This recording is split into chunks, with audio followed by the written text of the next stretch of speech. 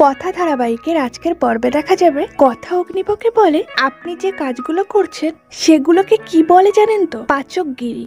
আজ আমি আপনাকে বলছি এই পাচকগিরি বন্ধ করুন, নিজের রাগটাকে সংযত করুন, নইলে এমন ঘটনা ভবিষ্যতে আরো ঘটতে পারে। এরপর কথা আপন মনে বলতে থাকে, আপনাকে এরকম কড়া কড়া কথা বলতে আমার একদমই ভালো লাগে না। আপনাকে তো আমি ভালোবাসি, আপনাকে আমি সবার সামনে নির্দোষ প্রমাণ করেই ছাড়বো। এরপর দেখা যায় তিমির জুনির ঘরে কায়দা কানুন সবাইকে ধরে নিয়ে আসে। কথা সবাইকে বলে আমি একবার তোমাদের সবাইকে বিয়ের ভিডিওটা দেখাতে চাই। কথা প্রত্যয়কে বলে বিয়ের ভিডিওটা দেখার আগে তুমি সিসিটিভি ফুটেজটা একবার চালাও। এরপর দুটো ভিডিওই সবাই একসাথে দেখতে থাকে। কথা বলে দুটো ভিডিওর মধ্যে একটা পার্থক্য রয়েছে। বিয়ের ভিডিওতে ভালো করে দেখো পাচক মশাইয়ের হাতে একটা আংটি রয়েছে, আর ওই ভিডিওটাতে দেখো সিসিটিভি ফুটেজে ওখানে কোনো আংটি নেই। আর একটা পার্থক্য আছে, ঘরের বাইরে পাচক মশাই খুবই ক্লান্ত, কিন্তু বিয়ের ভিডিওটা দেখো ঘরে ঢোকার পরে হঠাৎ করে এতটা পাচক মশাই জন্মনে হয়ে গেলেন কি করে। ভিডিও দুটো দেখার পর সবাই বুঝতে পারে ভিডিওটা রিয়েল নয়, একটি ফেক ভিডিও বানানো হয়েছে এভিকে ফাঁসানোর জন্য। ম্যান্ডি সবাইকে দেখতে না পেয়ে জুনির ঘরের বাইরে দাঁড়িয়ে চিত্রাকে বলে সবাই গেল কোথায়, কি হচ্ছে বলো তো? চিত্রা বলে কিছুই বুঝতে পারছি না, কিন্তু আমি শিওর ভিতরে কিছু একটা প্ল্যানিং চলছে, ওদের কোনো বিশ্বাস নেই। প্রত্যয় সবাইকে বলে তাহলে তো এভিকে জানাতে হবে ও নির্দোষ, বেচারা খুব চিন্তায় আছে। কথা বলে থাকুক চিন্তায়, যার নিজের রাগের ওপর কোনো রাশ নেই। কথার কথা শুনে পিয়া প্রচন্ড রেগে যায়। কথা বলে এটা কি করে প্রমাণ করব, সেটা আগে ভাবতে হবে আমাদের সবাইকে। কথা বুঝতে বাইরে কেউ আছে। এরপর কথা সবাইকে লুকিয়ে পড়তে বলে। সবাই ঘরের মধ্যে লুকিয়ে পড়ার পর কথা দরজা খুলতেই ম্যান্ডি ঘরের মধ্যে চলে আসে। চিত্রা দেখে প্রচন্ড ঘাবড়ে যায়। চিত্রা বলে আমি জানতাম এই মান্ডবীকে দিয়ে কোনো কাজ হয় না। এখন মান্ডবী যদি সব কথা বলে দেয় কথাকে, সাথে যদি আমার নামটাও নিয়ে নেয়, আমার এখানে দাঁড়িয়ে থাকাটা কি ঠিক হবে? তারপর চিত্রা সেখান থেকে চলে যায়। কথা ম্যান্ডিকে বলে এত খিদে পেয়েছে যে তুই ঘরে চলে এলি, শরীর খারাপ করছে বল?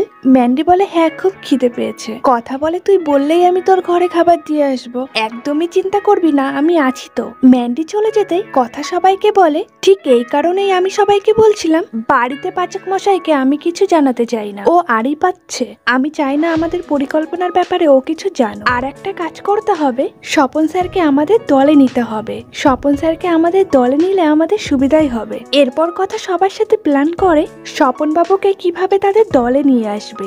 তারপর দেখা যায় কথা ঋতু জুনি ম্যান্ডির ঘরে যায় খাবার দিতে। কথা ম্যান্ডিকে শুনিয়ে বলে কতবার বলেছি ভাতটা আরো গলাতে, তোরা কোনো কথাই কানে তুলিস না। ম্যান্ডি বলে গলা ভাত কে খাবে? কথা বলে তুই খাবি তো, আসলে তুই বারবার অজ্ঞান হয়ে পড়ছিস।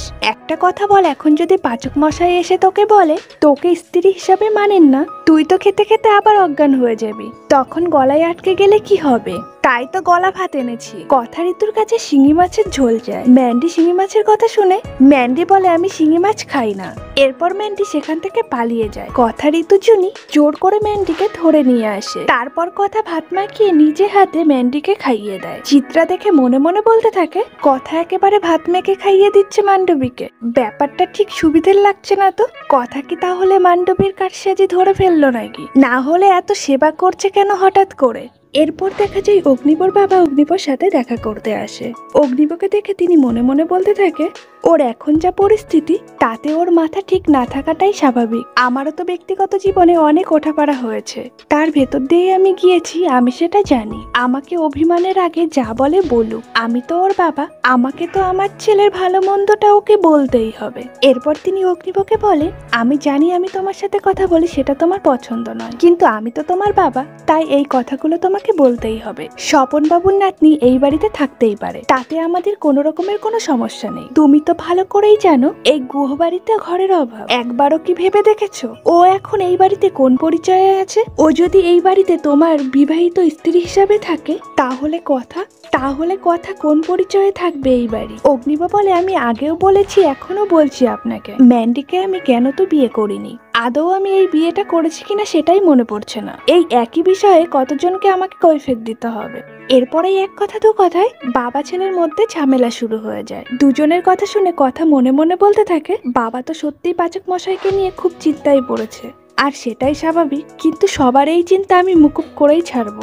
মান্ডবীর এই তাণ্ডব দেখানো সবাইকে ব্যস্তের এই খেলাটা আমি ঘুচিয়ে ছাড়বো। সন্ধ্যা হতেই কথা সবার জন্য জলখাবার নিয়ে আসে। কর্তা দাদু কর্তা দিদাকে বলেন, কি হবে রেনু, আমি তো মেয়েটার মুখের দিকে তাকাতে পারছি না, এর শেষ কোথায়?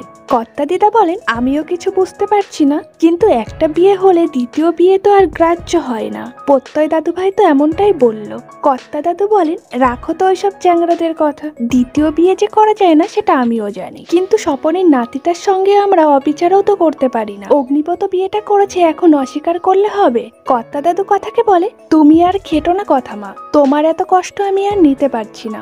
কথা মনে মনে বলতে থাকে, কর্তা দাদু আর কয়েকটা দিন মাত্র, তারপর আমি প্রমাণ করে দেব যে পাচক মশাই নির্দোষ। এরপর চিত্রা এসে কর্তা দাদুকে বলেন, আপনি যে একটু আগে বললেন না মান্ডবীকে আমরা কোন পরিচয়ে এই বাড়িতে রাখবো বলুন তো? ম্যান্ডির উপর অবিচার করাটা ঠিক হবে না, মানে এখন আছে ওর শরীরটা খারাপ তাই। আসলে আমি রাখতে চাইছিলাম এই কারণেই, ও বাইরে গেলে অগ্নিপর সম্পর্কে কি বলবে না বলবে সেই জন্য। কর্তা দিদা বলেন, গুহবাড়িতে তো এর আগে এরকম ঘটনা ঘটেনি, আমরা কোনোদিনও কাউকে ফিরিয়ে দিইনি। চিত্রা বলে, আপনি আসলে বুঝতে পারছেন না, আমি বলতে চাইছি যে বিয়ের মতো এরকম একটা ঘটনা ঘটে গেছে, তারপরে কি এটা সম্ভব? তারপরে কথাও আছে, কথারও তো একটা ব্যবস্থা করতে হবে তাই না? কর্তা দাদু বলেন, কথা মা এখানেই থাকবে, কারোর যাওয়ার দরকার হলে সে বেরিয়ে যাবে। এরপর কথা তিমিরের কানে কানে বলে, ছোটকা এবার আলোচনাটা বন্ধ করা দরকার, নইলে বুঝতে পারছো তো তুমি। এরপর তিমির বলে, আগে ম্যান্ডি সুস্থ হোক, তারপরে না হয় এই নিয়ে আলোচনা করা যাবে। কর্তা দাদু কায়দা কানুনকে দেখে বলে, কি এমন মহৎ কাজ করে এসছেন, সব বুক ফুলিয়ে বেরোচ্ছেন এখন। এরপর দেখা যায় ম্যান্ডি অগ্নিবর কাছে এসে বলে, এভি তুমি কোথায় যাচ্ছ? আমিও যাব তোমার সাথে। অগ্নিব বলে, তোর যাওয়ার কোনো দরকার নেই। কথা বলে মান্ডবী, এখন তোর বাইরে যাওয়াটা আমার মনে হয় ঠিক হবে না, আর পাচক মশাইও হয়তো তোর ভালো চেয়ে কথাগুলো বলছে। এরপরেই দেখা যায় গুহবাড়িতে পুলিশ এসে বলেন, স্বপন ব্যানার্জি তিনি অগ্নিব গুহর বিরুদ্ধে কমপ্লেন করেছে। অগ্নিব বাবু তিনি বিয়ে করে তার স্ত্রীকে অস্বীকার করেছেন। পুলিশের কথা শুনে ম্যান্ডি চিত্রাকে বলে, দাদা এটা কেন আগ বাড়িয়ে করতে গেল? কথা ম্যান্ডিকে বলে, এইসব কি হচ্ছে বলতো, তোর সমস্যা হলে তুই আমায় বলতিস, আমি চলে যেতাম। অগ্নিব বলে, দেখুন অফিসার, এরকম ঘটনা ঘটেনি। এরপর অফিসার বলেন, স্বপন বাবু আমাদের প্রমাণ সহ অভিযোগ জমা করেছেন। আর এখানেই শেষ হয়ে যায় আজকের পর্ব। ভিডিওটি ভালো লাগলে অবশ্যই লাইক কমেন্ট শেয়ার করবেন। ডেইলি নিত্য নতুন ভিডিও পেতে ছায়াছবির জগৎ চ্যানেলটিকে সাবস্ক্রাইব করতে ভুলবেন না।